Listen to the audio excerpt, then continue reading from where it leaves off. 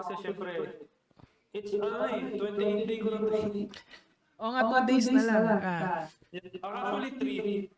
Cause merong nangyari something na okay naman dito sa loob. Siguro dating na nag-stress out. So, kung nakikita nyo to, actually, prior to this content, nakapag-usap na kami ni Adam. Actually, matagal na tong convo na to.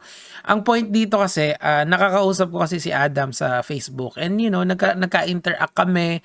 And I believe at one point, nakausap niya si Kong TV regarding dun sa 30-day challenge niya. Kasi ang gusto niya magbukas ng pinto nun, if I remember it correctly, ay si Kong TV. Kaso, syempre, hindi na si Kong dahil reasons. Hindi ko pwedeng sabihin kasi it involves yung advertiser. So, ayoko nang i-delve doon. Tanungin niyo si Kong TV kung para naman maiba yung topic dito. Si Adam kasi has the potential talaga to be one of the best vloggers dito sa Pilipinas. Kaso, dito kasi mahilig kayo sa drama.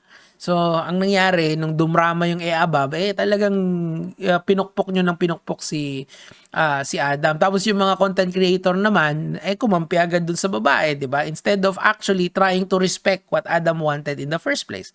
Ano ba yung gusto niya? Katahimikan. Chooses to think before they click, who are choosing to have a wide perspective about things and hindi nagja-judge easily.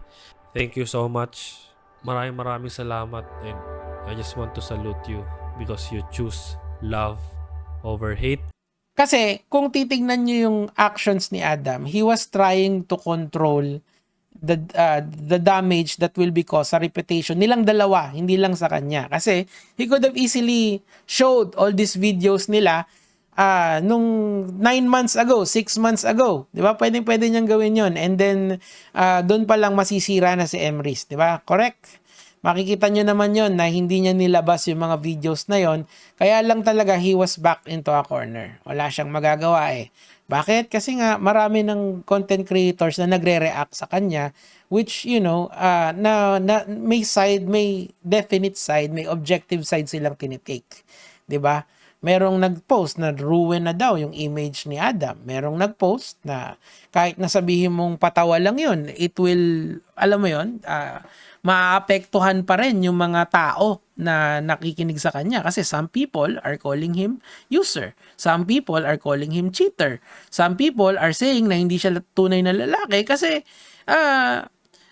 kasi iniwan niya nag-propose siya tapos iniwan niya. 'Di ba? Mababasa niyo naman 'yan sa comment section ng mga tao. That is the influence of an influencer. Just stop. Sa mga tao nagsasabi na Adam, tumigil ka na lang sa paggagawa ng video mo. I think that's where I say sorry because I will still continue. I will still continue for my family, for the people. So, mga lods din, isa ko din gustong i-discuss dito, yung difference ng clickbait at saka ng headline. Kasi magkaiba yung clickbait at headline. Literal.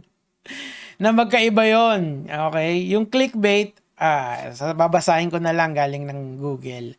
But clickbait is characterized by sensational, misleading language, often sacrificing accuracy for clicks, while headlines prioritize clarity and accuracy even if they are designed to be engaging. It's different when you are posting clickbait. Kasi nakita ko dun sa ibang mga influencers na nag-content kay Adam, napaka-misleading ng mga pinagsasasabi nila sa kanya. Yung nire-require siyang sumagot kahit hindi naman kailangan. Pero alam mo yun, kasi if you are big as Adam and kabuhayan mo yung social media, you will be backed in the corner. Kaya naglabas siya ng ganito. Against ako dito. Sasabihin ko sa'yo, Adam, against ako dito. Bakit? Kasi may masisirang tao si Ems So, yeah, na-recover yung reputation ni Adam, pero may nasira pa rin. And I don't blame both sides of the party for doing this. I blame this toxic social media culture na ginawa na aming mga influencer. That includes myself. Kasi imbis na maging neutral kami and ginagawa namin na irespeto namin yung privacy ng mga tao, ang sinasabi ng iba sa amin, dapat sumagot ka, Adam. No, of course not. Adam needs not to answer. Kasi wala siyang choice dalawa lang yung options niya dyan. Una, i-demanda si Ems or sumagot kay Ems na masisira si Ems. Now, si Ems, totoo lang, may liability na ngayon si Adam kasi naglabas siya ng mga video na private.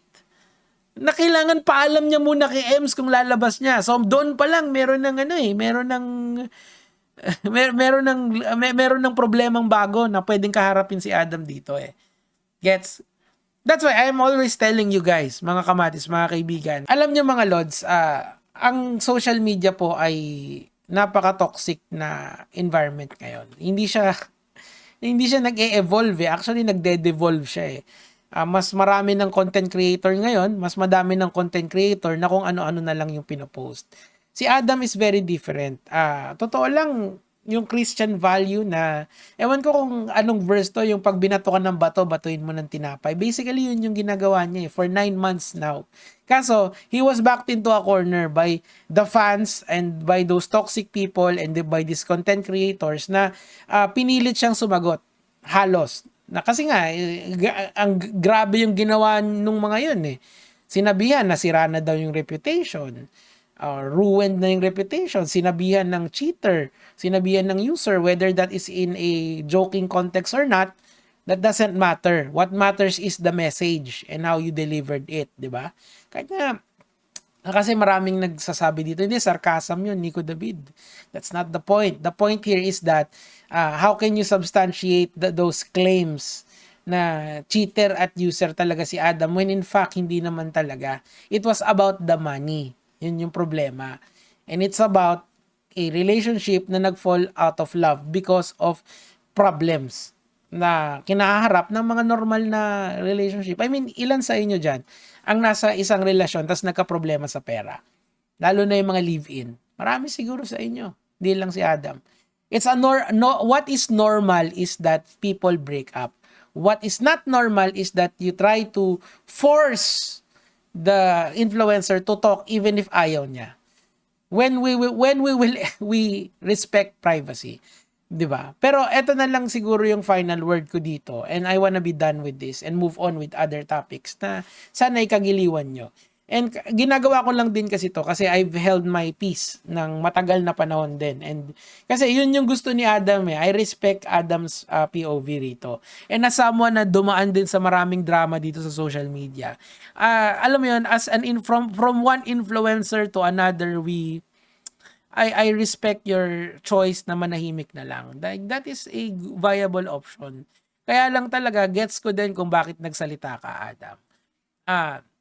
Notwithstanding yung rights ni Ems, of course. But then again, that is how you treat this with neutrality. Yes, si Adam, nakasama ko, nakausap ko, but I have to be neutral for the sake of the internet, for the bigger context of this internet. Ibig sabihin, I would kindly ask the two parties na wag na kayong magbanatan online kasi walang makikinabang dyan kung hindi kaming mga influencers. Kami yung mga biggest winner dito kung titignan nyo. Kasi kikita kami, come what may. Kikita kami ng libo-libo, yung iba sa amin baka nga milyon-milyon pa. Because we are reacting to other people's problems. Instead of us offering a solution to the problem, some of us wants to prolong the drama. Halimbawa, meron akong narinig na or nabasa sa comment section, sabing ganun ng tao na yon. Kailan ka ba sasagot, Adam? That's not how you do it here. If a man wants silent, you give him the silence he asks. 'Di ba? Kasi that's the point eh. Kailangan mong gawin 'yun, pero wala eh. Adam has to answer. Adam was backed into a corner. Adam was forced to answer. Very sad, 'di ba? Mga kamatis, mga kaibigan, na wala na talagang katahimikan dito sa internet. Once drama rolls, talagang tuloy-tuloy na, 'di ba? Anyway, mga kamatis, mga kaibigan, that is all for me. And ang mensahe ko lang po sa lahat ng tao, please, instead of focusing on the drama, focus on what you can enjoy sa kanilang mga content. If you like the missionary content and if you like the singing, na doon naman talaga na in love si Adam in the first place, then watch Emrys sing and praise God. O, 'di ba? And si Adam naman, if you enjoy yung mga lifestyle vlogs or yung mga challenges vlogs ni Adam, you can enjoy that as well. But what you should not enjoy is someone's downfall. What you should siguro, yung mindset na gusto kong ipahayag sa inyo is, instead of watching for downfall ng mga tao, maybe ang next step is to watch them arise. Much like Jinwoo. Solo leveling. Yun lang naman yung sa akin for today. Magandang gabi po mga Lods. Gege.